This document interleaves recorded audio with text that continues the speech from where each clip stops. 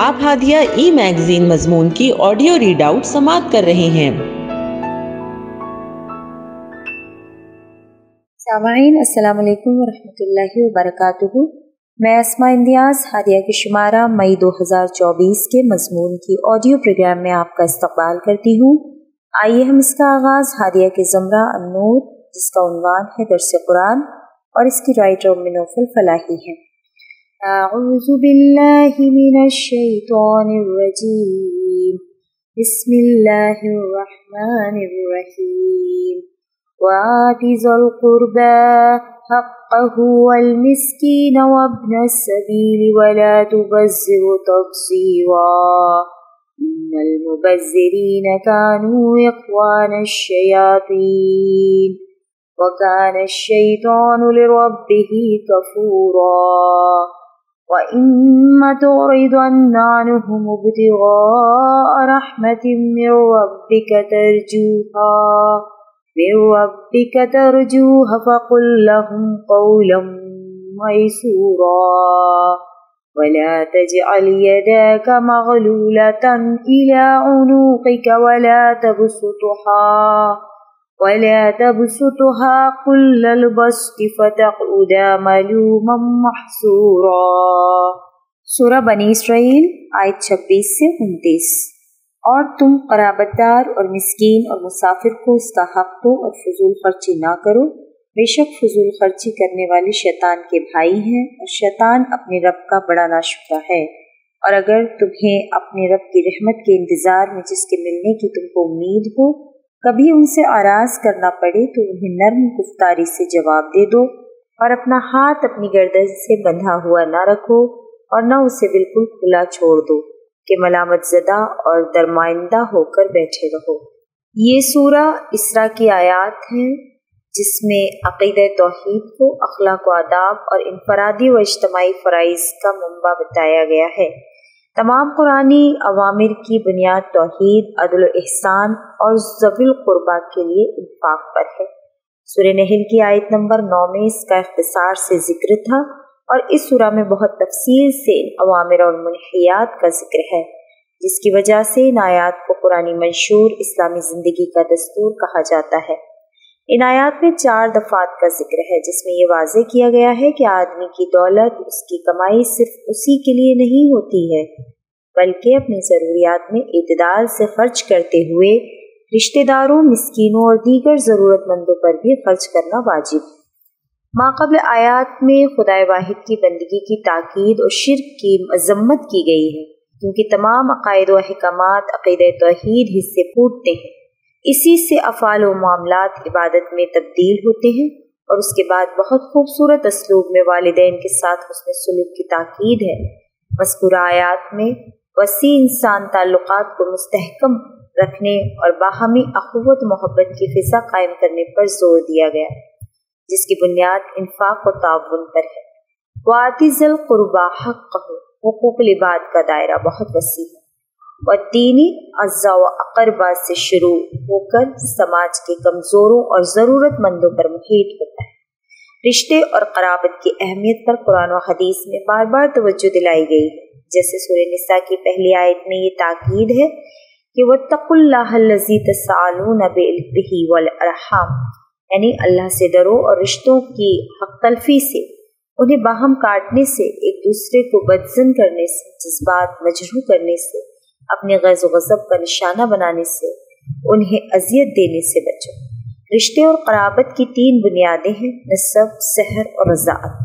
تینوں ہی رشتوں کا احترام، ان کے حقوق کی ادائیگی کی تاکید، البتہ الاقرب فالاقرب کے اصول ملحوظ رہنا چاہیے کیونکہ بعض لوگ دور کے رشتہ داروں سے اچھے تعلقات رکھتے ہیں اور قریب لوگوں سے قطع رحمی کے مرتکب ہوتے ہیں۔ آپ صلی اللہ علیہ وسلم کی اس حدیث سے صلہ رحمی کی اہمیت واضح ہوتی ہے۔ آپ صلی اللہ علیہ وسلم نے فرمایا، جسے یہ بات پسند ہو کہ اس کے رزق میں کشادگی عطا کی جائے اور عمر دراز کی جائے تو وہ صلہ رحمی کرے۔ حقہ کہہ کر اللہ تعالیٰ نے واضح کر دیا کہ یہ صرف اخلاق ہی نہیں بلکہ قانونی حق ہے اور مالی اور جسمانی ہر قسم کا تعاون مطلوب ہے۔ دینے والوں کو احسان جتانے یا لینے والوں کو خفت محسوس کرنے کی ضرورت نہیں۔ ان حقوق کی ادائیگی شریعت اسلامی کے اہم ترین واجبات میں سے ہے۔ تہذیب مغرب کی طرح اسلامی شریعت کی یہ روح نہیں کہ جب لڑکا عاقل و بالغ اور صاحب اختیار ہو جائے تو بیوی کو ساتھ لے کر الگ ہو جائے اور والدین سے صرف رسمی تعلق باقی رہ جائے اور دوسرے رشتہ داروں اور حاجت مندوں کے حقوق سے دستبردار ہو جائے۔ دوسرا درجہ مسکین کا ہے اور قرابت دار مسکین ہو تو اس کا حق دوگنا ہو جاتا ہے۔ اور اپنی سبیل راستے کا بیٹا یعنی مسافر جو حالت سفر میں ہو، یہ ضروری نہیں کہ وہ مسکین ہو۔ آپ صلی اللہ علیہ وسلم نے مسافر کا یہ حق بتایا ہے کہ کم از کم 3 دن تک اس کی ضیافت کی جائے، قیام و آرام کا نظم کیا جائے۔ دوران سفر دیگر مسافروں سے ہمدردی اور تعاون کا جذبہ ہو تو یہ اسلام کے پیغام پہنچانے کا بہترین ذریعہ ہو۔ اپنے مال سے حقوق کی ادائیگی انسانی نفس پر بہت گرا گزرتی ہے، جیسے سورہ بلد میں فرمایا کہ وَلَا تَبَذَّرُوا تَبْذِيرًا، یعنی مذکورہ لوگوں کے حق دبا کر مال کو اپنی خواہشات کی تکمیل میں نہ اڑاؤ۔ اسلام مکمل طور پر اپنے نفس کی راحت اور آسائشات پر خرچ کرنے سے نہیں روکتا، بلکہ جائز حدود کے اندر اس کی اجازت ہے۔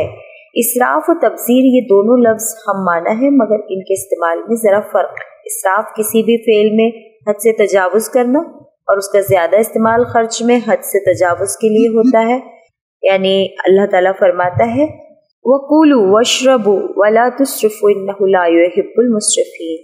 تبذیر بیج کی طرح بکھیر دینا، نام و نمود کے لیے ناجائز کاموں میں مال کو برباد کر دینا۔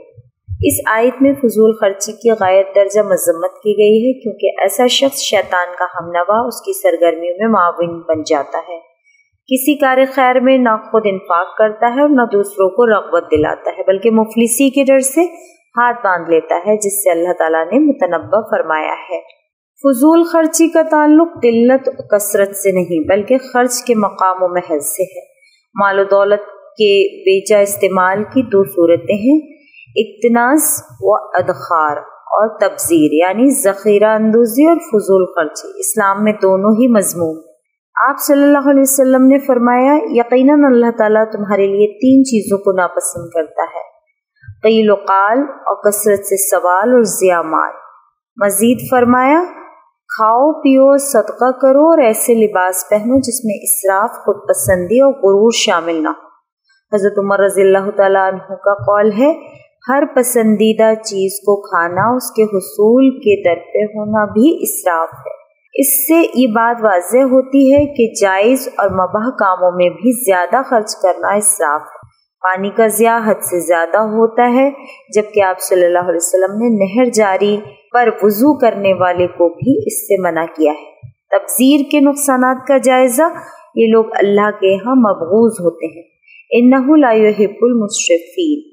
تبذیر سے خود غرضی، خود نمائی، فخر و غرور جیسے اخلاقی رذائل پروان چڑھتے ہیں۔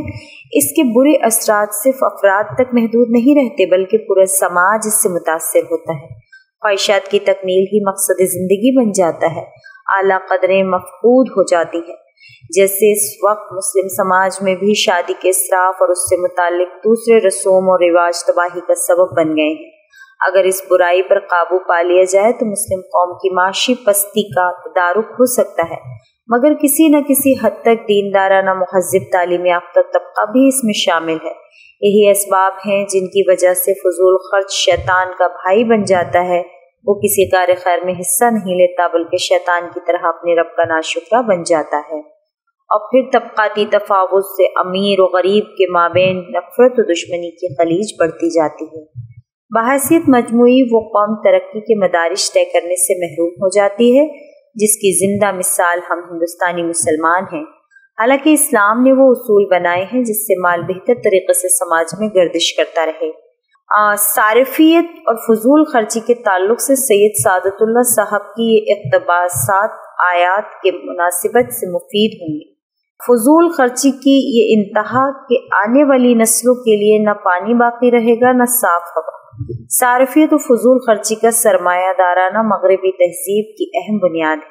دنیا بھر میں بیکار خریداری کا جنون پیدا کرنا، خریداروں کو نت نئے طریقوں سے لبھانا، اس صارفیت پسند کلچر نے دولت کی بے پناہ ہوس کو جنم دیا۔ دولت کمانا زندگی کی واحد دلچسپی اور مقصد بن گیا۔ قابلیت کا پیمانہ پیسہ کمانے کی صلاحیت پر ہے۔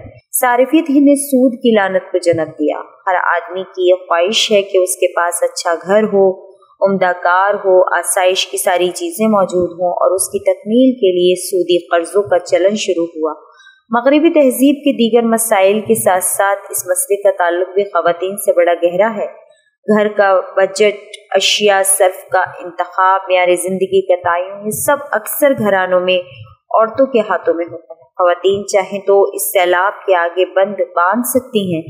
وَإِمَّا تُرِيدُنَّ قرآنی تعلیمات کی خوبصورتی دیکھیے کہ اگر کوئی شخص ادائے حق کے قابل نہ ہو تو اسے چاہیے کہ وہ حقداروں سے وعدہ کرے کہ خوشحالی میسر آنے پر وہ ان کا حق ادا کرے گا اور ان سے نرمی سے گفتگو کرے، ان کی دلداری ملحوظ رکھے اور ساتھ اپنے رب کی رحمت و فضل کے لیے دعا کرتا رہے۔ اسلامی نظام کا بنیادی خاصہ ہے اور افراط و تفریط سے برائیوں کی راہ کھل جاتی ہے۔ اس آیت میں ولا تجعل یداک مغلولۃ، توازن اور اعتدال، اس میں بخل و اسراف سے بچ کر اعتدال کی راہ اختیار کرنے کی تلقین کی جا رہی ہے۔ اس کے علاوہ بے شمار آیات میں ترغیب و تشویق کے ساتھ انفاق پر ابھارا گیا ہے اور شہ نفس کی مذمت کی گئی ہے۔ سورہ فرقان کی آیت نمبر 67 میں اہل ایمان کی یہ صفت بتائی گئی ہے کہ والذین اذا انفقوا لما یسرفوا اولم یقتروا وکان بین ذلک قواما۔ اللہ کی رضا اور جنت کی طلب ایک بلند محرک ہے جو انفاق اور اقتصاب میں اعتدال پر قائم رکھتی ہے۔ اس کے برعکس جس کو آخرت پر یقین نہ ہو وہ مال میں تصرف پر خود کو آزاد اور خود مختار سمجھتا ہے اور اسراف و تبذیر کر کے داد و تحسین لوٹنا چاہتا ہے۔ ان آیات سے یہ پیغام ملتا ہے کہ اجتماعی زندگی میں تعاون، ہمدردی، حق شناسی کی روح کار فرما ہو، انفاق میں اعتدال اور میانہ روی ہو، ادائیگی حق سے معذوری کی صورت جب خوش خلقی کا مظاہرہ ہو، اور اپنے رب سے عفو و کرم کی دعا کرتے رہیں۔ ذالک فضل اللہ یؤتیہ من یشاء۔ ہادیہ مضمون کی آڈیو سماعت کرنے کے لیے شکریہ۔ امید ہے کہ آپ کو پسند آیا ہوگا۔ ہمیں آپ کے مشورے کا انتظار رہے گا۔ اپنا مشورہ، تبصرہ اور مضامین editor@hadia.in پر ارسال کریں اور ہادیہ ای میگزین کے مضامین کو پڑھنے کے لیے ویب سائٹ www.hadia.in سبسکرائب کریں۔ انشاءاللہ ہم اگلے ہادیہ ای میگزین کے شمارے سے دلچسپ مضامین کی آڈیو لے کر حاضر ہوں گے۔ تب تک کے لیے اجازت، اللہ حافظ۔